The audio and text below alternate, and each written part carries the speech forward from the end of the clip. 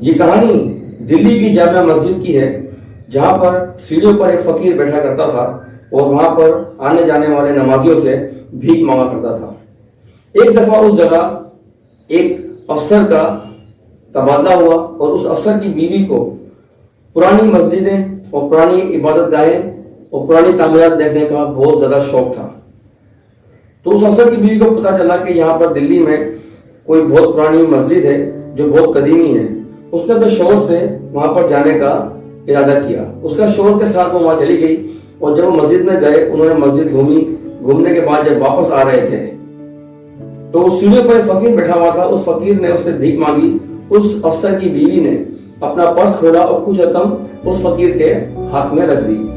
اس رقم کو نکالتے ٹائم اس کے پرس سے اس عورت کا ایک سونے کا جس میں ہیرے گڑے ہوئے تھے وہ ہاتھ زمین پر گر گیا اور اس عورت کو بھی پتہ نہیں چلا اور نہ ہی اس فقیر کو۔ وہ عورت اپنے افسر شوہر کے ساتھ وہاں سے چلی گئی۔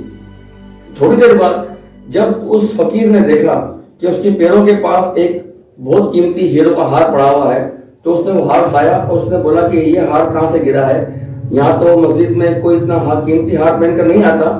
پھر اس کا ذہن نے کام کیا، اس نے سوچا کہ یہ ہار اسی افسر کی بیوی کا ہوگا جو یہاں پر آئی تھی اور اس نے مجھے کچھ پیسے دیے بھیک میں۔ وہ فقیر وہ ہار اٹھاتا ہے اور اپنی جیب میں رکھ لیتا ہے۔ کچھ عرصہ گزر جاتا ہے، وہ افسر دوبارہ اس مسجد کے پاس سے گزرتا ہے۔ جیسے اس فقیر کی نگاہ اس افسر پر پڑتی ہے، وہ فوراً بھاگ کر جاتا ہے اس افسر کے پاس، اس افسر کو روکتا ہے، اس افسر سے کہتا ہے کہ سر ایک منٹ میری بات سن لیں۔ افسر اس سے کہتا ہے کہ جلدی بات کرو، میرے پاس ٹائم نہیں ہے۔ وہ کہتا ہے سر آپ کی ایک امانت میرے پاس ہے، آپ مہربانی کریں میرے ساتھ تھوڑا سائڈ میں چل کے اس سے بات کر لیں۔ وہ افسر اترتا ہے، اس سے کہتا ہے میری کون سی امانت بھائی تیرے پاس ہے؟ تو وہ فقیر اس سے کہتا ہے کہ آپ یاد کریں کچھ عرصہ پہلے آپ اور آپ کی بیوی اس جامع مسجد میں آئے تھے اور انہوں نے مجھے کچھ نوٹ رقم بھیک میں دی تھی، تو ان کی پرس سے یہ ہیروں کا ہار میرے پاس گر گیا تھا۔ یہ ہار میں نے امانت آپ کا سنبھال کے رکھا ہوا ہے، لہٰذا آپ یہ ہار مجھ سے لے لیں۔ جس پر افسر بڑا حیران ہوتا ہے، وہ کہتا ہے کہ کتنا بیوقوف آدمی ہے تو بھکاری ہے اور تو نے یہ ہار اگر بیچ دیتا تو تیرے بچوں کی تیری زندگی آرام سے گزر سکتی تھی۔ اس نے کہا یہ بات آپ ٹھیک کہہ رہے ہیں، یہ ہار اگر میں بیچ دیتا تو میری اور میرے بچوں کی زندگی آرام سے گزر جاتی، لیکن میں بھکاری ہونے کے ساتھ ساتھ ایک مسلمان بھی ہوں اور آقا حضرت محمد صلی اللہ علیہ وآلہ وسلم کا امتی بھی ہوں، اور آپ ایک عیسائی افسر ہیں اور آپ حضرت عیسیٰ علیہ السلام کو ماننے والے ہیں۔ کل روز محشر قیامت کے نبی حضرت عیسیٰ علیہ السلام میرے نبی سے شکایت کرتے کہ آپ کے امتی کا ایک ہار چھپا لیا تھا اور اسے واپس نہیں دیا تھا۔ تو اس بات کو سوچ کر میرے رونگٹے کانپ گئے اور میں گھبرا گیا کہ میں لوگوں سے بھیک مانگتا ہوں، لیکن قیامت کے دن میرے نبی کو آپ کے نبی کے سامنے شرمندہ نہ ہونا پڑے، کیوں کہ میں ایک مسلمان ہوں اور میرے نبی خاتم النبیین ہیں، تمام انبیاؤں کے سردار ہیں۔ چاہتا تھا کہ میرا سردار میرے آقا اپنے کسی بھی نبی کی امت کے سامنے شرمندہ ہوں۔ تو یہ کہانی سنانے کا مقصد یہ تھا کہ ہم جو آقا حضرت محمد صلی اللہ علیہ وآلہ وسلم کے امتی ہیں، ہمیں وہ کام کرنے چاہیے جو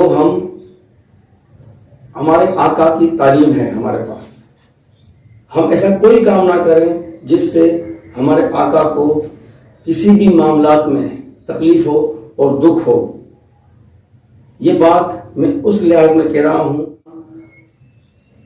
آقا کو ماننے والے ہیں ہمارے آقا حضرت محمد صلی اللہ علیہ وآلہ وسلم۔ ہمیں کوئی ایسا عمل نہیں کرنا چاہیے کہ جس سے ہم کسی کا دل دکھائیں، تکلیف کا باعث بنے۔ ہم لوگوں کے لیے راہیں پیدا کریں، لوگوں کے لیے، تاکہ ہمارے محمد صلی اللہ علیہ وآلہ وسلم کو اپنی ہمیں خوشی ہو اور وہ ہماری شفاعت کرے، انہیں کسی بھی معاملات میں کسی طرح کا دکھ نہ پہنچے۔ ہمیں اس بات کا عمل کرنا چاہیے۔